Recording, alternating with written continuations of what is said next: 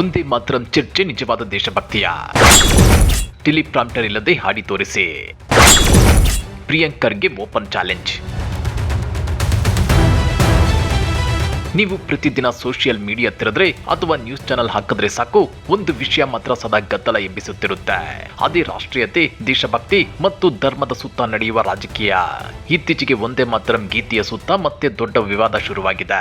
ವಿಪಕ್ಷ ಕಾಂಗ್ರೆಸ್ ಮತ್ತು ಆಡಳಿತಾರೂಢ ಬಿಜೆಪಿ ನಡುವೆ ಈ ವಿಚಾರವಾಗಿ ದೊಡ್ಡ ಮಟ್ಟದ ಶೀತಲ ಸಮರವೇ ನಡೀತಿದೆ. ಆದ್ರೆ ಈ ಒಂದೇ ಮಾತರಂ ವಿವಾದ ಅನ್ನೋದು ಇವತ್ತಿನ ಕಲುಷಿತ ರಾಜಕೀಯ ಪರಿಸ್ಥಿತಿಯ ಒಂದು ಸಣ್ಣ ತುಣುಕಷ್ಟೇ.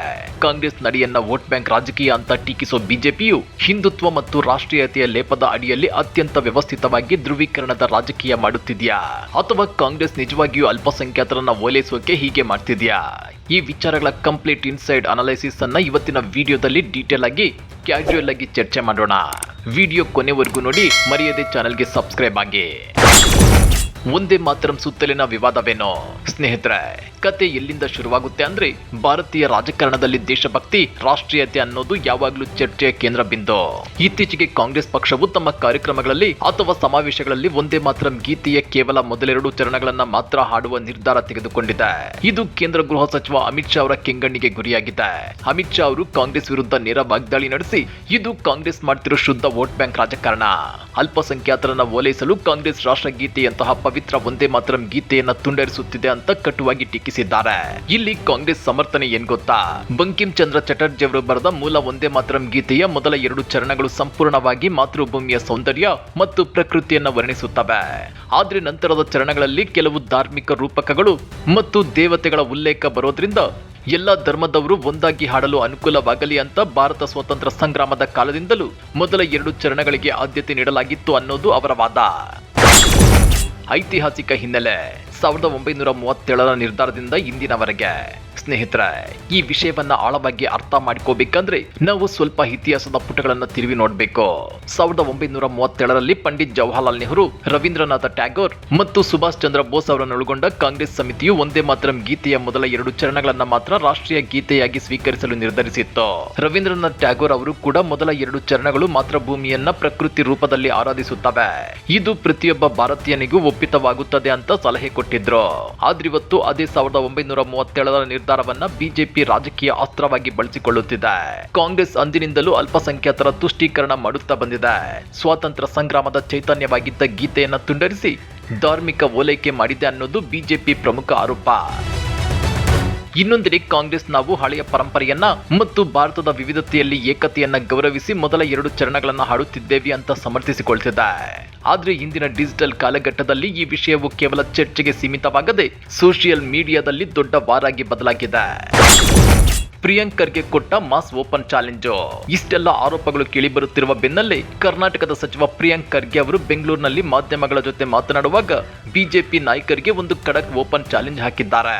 ಒಂದೇ ಮಾತರಂ ಕುರಿತು ಕಾಂಗ್ರೆಸ್ ಕಾರ್ಯಕಾರಿ ಸಮಿತಿ ನಿರ್ಣಯಕ್ಕೆ ಸಂಬಂಧಪಟ್ಟಂತೆ ಬಿಜೆಪಿ ವಿರುದ್ಧ ಪ್ರಿಯಾಂಕರ್ಗೆ ವಾಗ್ದಾಳಿ ನಡೆಸಿದ್ದಾರೆ. ಟೆಲಿಪ್ರಾಂಪ್ಟರ್ ಸಹಾಯವಿಲ್ಲದೆ ಬಿಜೆಪಿ ಸಂಪುಟದ ಎಲ್ಲಾ ಸಚಿವರು ಸಂಪೂರ್ಣ ರಾಷ್ಟ್ರಗೀತೆಯನ್ನ ಹಾಡಲಿ, ಹಾಗೆ ಮಾಡಿದ್ರೆ ನಾನು ನನ್ನ ಸಚಿವ ಸ್ಥಾನಕ್ಕೆ ರಾಜೀನಾಮೆ ಕೊಡುತ್ತೇನೆ ಅಂತ ನೇರವಾಗಿ ಸವಾಲ್ ಹಾಕಿದ್ದಾರೆ. ಅಷ್ಟೇ ಅಲ್ಲ, ಜಂತರ್ ಮಂತರ್ನಲ್ಲಿ ನಡೆದ ವಿದ್ಯಾರ್ಥಿ ಪ್ರತಿಭಟನೆ, ಆರ್ಎಸ್ಎಸ್ನ ಆತಂಕ, ನಿರುದ್ಯೋಗ ಹಾಗೂ ದೇಶದ ಪ್ರಮುಖ ಆರ್ಥಿಕ ಸಮಸ್ಯೆಗಳಿಂದ ಜನರ ಗಮನವನ್ನ ಬೇರೆಡೆ ಸೆಳೆಯಲು ಬಿಜೆಪಿ ಈ ಒಂದೇ ಮಾತರಂ ವಿಚಾರವನ್ನ ಮುನ್ನೆಲೆಗೆ ತಂದಿದೆ ಅಂತ ಗಂಭೀರ ಆರೋಪ ಮಾಡಿದ್ದಾರೆ.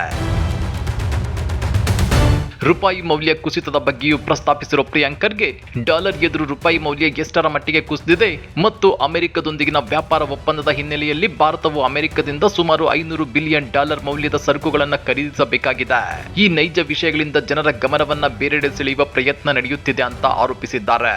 ಕೊನೆಯಲ್ಲಿ ಒಂದೇ ಮಾತರಂ ಕುರಿತು ನಮಗೆ ಹೇಳಲು ಇವ್ರ್ಯಾರು ಅಂತ ಪ್ರಶ್ನೆ ಮಾಡಿರೋ ಪ್ರಿಯಾಂಕರ್ಗೆ ಬಿಜೆಪಿ ನಾಯಕರು ನಿಜವಾಗಿಯೂ ದೇಶಭಕ್ತರಾಗಿದ್ರೆ ಪ್ರಧಾನಿ ನರೇಂದ್ರ ಮೋದಿ ಮತ್ತು ಗೃಹ ಸಚಿವ ಅಮಿತ್ ಶಾ ಅವರು ನಾಗಪುರಕ್ಕೆ ತೆರಳಿ ಆರ್ಎಸ್ಎಸ್ ಮುಖ್ಯಸ್ಥ ಮೋಹನ್ ಭಾಗವತ್ ಅವರಿಗೆ ಇನ್ನು ಮುಂದೆ ಆರ್ಎಸ್ಎಸ್ ಶಾಖೆಗಳಲ್ಲಿ ಸಂಘದ ಗೀತೆಯನ್ನ ಹಾಡದಂತೆ ಸೂಚಿಸಲಿ, ಅದರ ಬದಲು ಎಲ್ಲ ಆರ್ಎಸ್ಎಸ್ ಶಾಖೆಗಳಲ್ಲಿ ಒಂದೇ ಮಾತರಂ ಹಾಡಿಸುವಂತೆ ಮಾಡಲಿ ಅಂತ ದೊಡ್ಡ ಸವಾಲನ್ನೇ ಎತ್ತಿದ್ದಾರೆ. ಈಗ ಅಸಲಿ ಪ್ರಶ್ನೆ ಶುರುವಾಗೋದೇ ಇಲ್ಲಿ. ಕಾಂಗ್ರೆಸ್ ಮಾಡ್ತಿರೋದು ವೋಟ್ ಬ್ಯಾಂಕ್ ರಾಜಕೀಯ ಅಂತ ಬಿಜೆಪಿ ಬೆರಳು ಮಾಡಿ ತೋರಿಸಿದೆ ಸರಿ, ಆದ್ರೆ ಇತರರತ್ತ ಬೆರಳು ಮಾಡುವ ಮುನ್ನ ಆಡಳಿತಾರೂಢ ಬಿಜೆಪಿ ಮತ್ತು ಮೋದಿ ಅಮಿತ್ ಶಾ ನಾಯಕತ್ವವು ಅಧಿಕಾರಕ್ಕಾಗಿ ಅನುಸರಿಸುತ್ತಿರುವ ತಂತ್ರಗಳು ಹಿಂದೂ ಮುಸ್ಲಿಂ ಧ್ರುವೀಕರಣದ ರಾಜಕೀಯವಲ್ಲವೇ? ಇಂಥ ಪ್ರಶ್ನೆಗಳು ಇದೀಗ ರಾಜಕೀಯ ವಲಯದಲ್ಲಿ ವ್ಯಾಪಕವಾಗಿ ಕೇಳಿಬರುತ್ತಿವೆ. ಬರುತ್ತಿವೆ. ನೋಡಿ ಸ್ನೇಹಿತರೆ, ಬಿಜೆಪಿ ರಾಜಕೀಯ ಶೈಲಿಯನ್ನ ಅತ್ಯಂತ ಸೂಕ್ಷ್ಮವಾಗಿ ಗಮನಿಸಿದ್ರೆ ಅವರು ಪ್ರತಿಯೊಂದು ವಿಚಾರಕ್ಕೂ ರಾಷ್ಟ್ರೀಯತೆ ಮತ್ತು ಹಿಂದುತ್ವದ ಲೇಪನ ಹಚ್ಚುತ್ತಾರೆ. ಸರ್ಕಾರವನ್ನ ಅಥವಾ ಸರ್ಕಾರದ ನೀತಿಗಳನ್ನ ಪ್ರಶ್ನೆ ಮಾಡಿದ ತಕ್ಷಣ ಅವರನ್ನ ದೇಶ ವಿರೋಧಿ ಅಥವಾ ತುಷ್ಟೀಕರಣದ ರಾಜಕಾರಣಿಗಳು ಅಂತ ಲೇಬಲ್ ಮಾಡೋದು.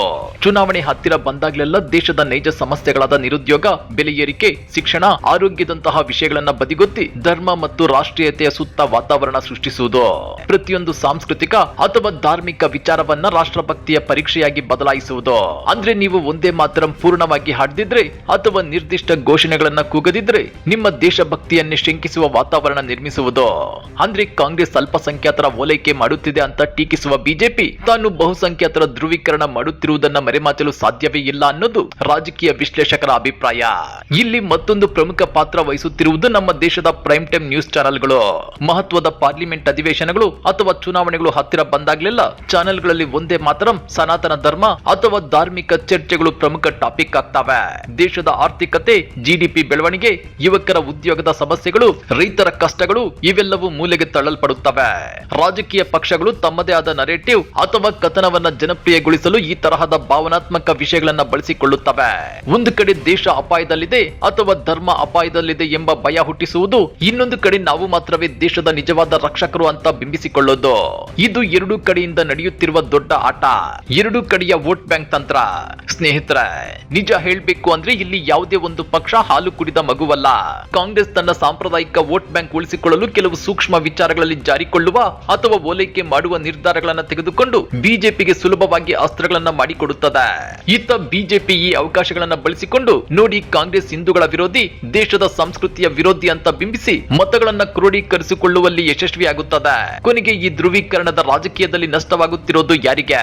ಖಂಡಿತವಾಗಿಯೂ ಜನಸಾಮಾನ್ಯರಿಗೆ ಮತ್ತು ನಮ್ಮ ದೇಶದ ಪ್ರಜಾಪ್ರಭುತ್ವದ ಮೌಲ್ಯಗಳಿಗೆ. ಒಂದೇ ಮಾತರಂ ಅನ್ನೋದು ಭಾರತೀಯರ ಎದೆಯಲ್ಲಿ ದೇಶಭಕ್ತಿಯ ಕಿಚ್ಚು ಹೊತ್ತಿಸಿದ ಒಂದು ಮಹಾನ್ ಗೀತೆ. ಅದನ್ನ ಯಾವುದೇ ಒಂದು ಪಕ್ಷ ತನ್ನ ರಾಜಕೀಯ ಲಾಭಕ್ಕೆ ಅಥವಾ ಇನ್ನೊಂದು ಪಕ್ಷವನ್ನ ನಿಂದಿಸಲು ಬಳಸಿಕೊಳ್ಳೋದು ನಿಜಕ್ಕೂ ಬೇಸರದ ಸಂಗತಿ. ಸ್ನೇಹಿತರೆ, ಒಂದೇ ಮಾತರಂ ಗೀತೆಯ ಬಗೆಗಿನ ಗೌರವ ಪ್ರತಿಯೊಬ್ಬ ಭಾರತೀಯನಲ್ಲೂ ಇರಬೇಕು, ಅದರಲ್ಲಿ ಸಂಶಯವಿಲ್ಲ. ಆದ್ರೆ ದೇಶಭಕ್ತಿ ಅನ್ನೋದು ಕೇವಲ ಘೋಷಣೆಗಳಲ್ಲಿ, ಹಾಡುಗಳಲ್ಲಿ ಅಥವಾ ರಾಜಕೀಯ ಭಾಷಣಗಳಲ್ಲಿ ಮಾತ್ರ ಇರಬೇಕಾ? ಅಥವಾ ದೇಶದ ಯುವಕರಿಗೆ ಕೆಲಸ ಸಿಕ್ಕಾಗ, ಆರ್ಥಿಕತೆ ಬೆಳೆದಾಗ, ಸಮಾಜದಲ್ಲಿ ಶಾಂತಿ ಸೌಹಾರ್ದತೆ ನೆಲೆಸಿದಾಗ ದೇಶ ನಿಜವಾಗಿ ಅಭಿವೃದ್ಧಿಯಾಗುತ್ತಾ? ಪ್ರಿಯಾಂಕ್ ಖರ್ಗೆ ಅವರು ಹಾಕಿದ ಈ ಓಪನ್ ಚಾಲೆಂಜ್ ಹಾಗೂ ಬಿಜೆಪಿಯ ಆರೋಪಗಳ ಬಗ್ಗೆ ನಿಮಗೆ ಅನಿಸುತ್ತೆ?